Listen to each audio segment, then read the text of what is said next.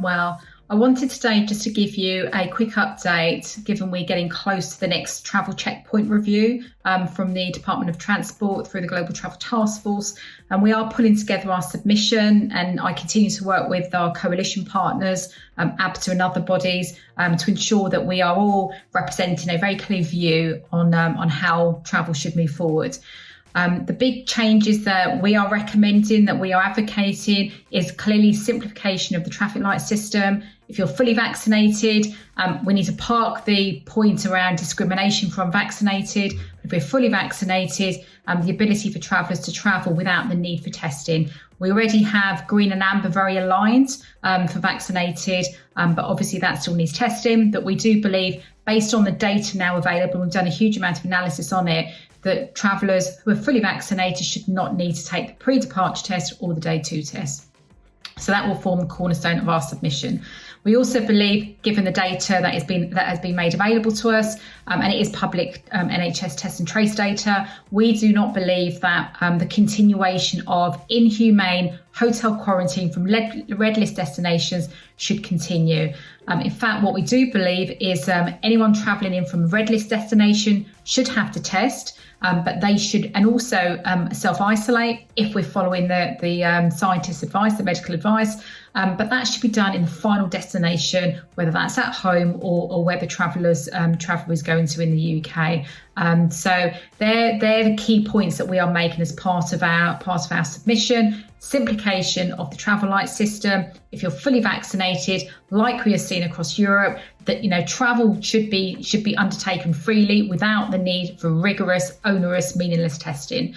And the red list destinations, countries on that list that are identified as red, then that any travellers coming back to self-isolate after testing in their final place. So we're putting those submissions together. They'll be submitted to the Global Travel Task Force along with the analysis that we have pulled together. So they will be going in very soon. And really, I think the other point I did want to make is, whilst we believe that the Chancellor's made it very clear now that furlough is unlikely to be extended, there is no reason whatsoever that the lobbying should not continue. And we really need to keep making that noise. We need to keep contacting our local MPs, and we need to keep making that noise very clearly. The point we constantly have made and consistently make: if travel cannot recover and we're still under restrictions, then the government is minded to consider what support it can offer the sector when other economic sectors are opening up. So it was just really to say our lobbying efforts continue. We're working very close with media. We're still getting a lot of media coverage, and it's obviously important that we continue to be part of it, but we all have a part to play. So please do contact your MPs. Please keep your comments coming through to us. It's really useful so that we can feed that in. And as part of that, we are sending out a survey in the next sort of day or so, which will really ask you to provide us an update on how you're seeing sales. We're asking you some information about your business, really so that it can constantly factor into the lobbying and campaign activity that we're doing. It can be anonymous. That's not important. It's really the data that we're interested in.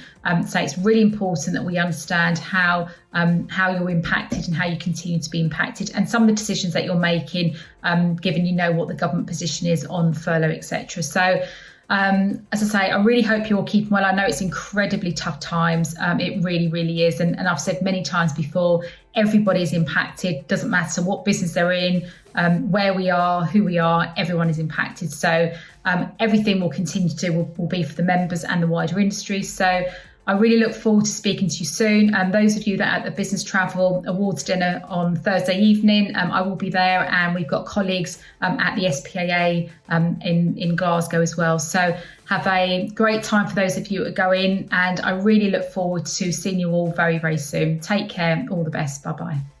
Hi everyone, and I hope you're all well. I wanted to take this opportunity to update you on what's been happening within the leisure division of the business, and also some of the activities that we have been working on and will be coming out soon. So starting with sales, as most of you have seen, within our AMS division, we have seen a steady increase in sales over the last couple of months. We are now seeing bookings at probably about 57-58% towards departures for this year. So it is still a very late market, and we are seeing that trend towards people wanting to book, travel and return within the 3-week traffic review cycles continue. So very late market. Spain and Greece are dominating what is being booked, although we are starting to see long haul come back towards the end of this year and into next year, and cruise sales also starting to pick up now. So definitely moving in the right direction, and hopefully we will have more destinations to sell as the traffic light list is updated over the next few weeks. So what have we got coming up soon? So clearly September is a very difficult month for the industry with the end of furlough. We've also got a lot of members that will be facing ATOL renewals. For those of you that potentially do have an ATOL at the moment but might not be sure about whether you want to renew that, we do have another option that we're working on to support you with an alternative. If you would like to have a conversation about that or get some more information on it, please do drop an email through to the business development team, and one of them will give you a call back and talk you through what we're working on to support there. We're also scaling up our marketing support. So hopefully you saw the email that came out last night, and that was all around the cruise campaign that we've been working on. So we have been working with Waterfront Publishing, and we have a new cruise consumer magazine out. We've also got a luxury magazine and some Italian magazines out there as well. So we really are continuing to support the different sectors and also working with destinations as well as our supplier partners. Over the next few weeks, we'll also be bringing back our point of sale and also some direct mail activities. So hopefully you can get involved in some of those and take advantage of those as well. We've got events that are being planned, so we will have a communication going out about those shortly. So hopefully we'll be able to get back out and see as many of you as possible in those regional events. It's something that I know the team have really missed over the last 18 months. I did a couple of events last month, one in London and one in Manchester, and it was just so fantastic to be able to have a conversation face to face with people and not on Zoom. So really looking forward to getting some of those back in the diary. Lastly, I just wanted to mention a note that will come out alongside this video, and that's all around mental health. So that has been a top priority for us over the last 18 months and will continue to be so.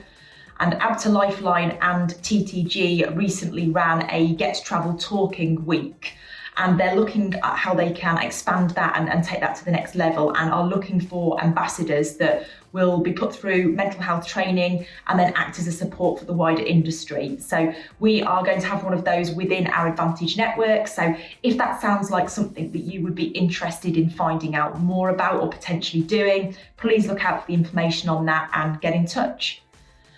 So that's all from me for today.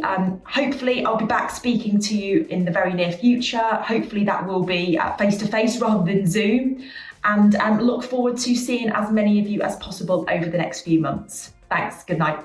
Hello, hope you're doing well.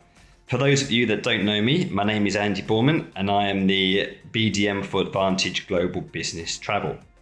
Just like to spend the next few moments updating you on some great new resources we've recently launched to highlight the commercial benefits we can offer as part of your Advantage membership.